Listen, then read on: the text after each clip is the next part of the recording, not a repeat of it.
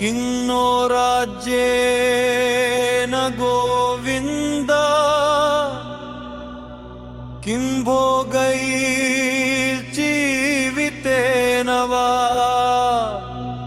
येषामर्थे काङ्क्षितम्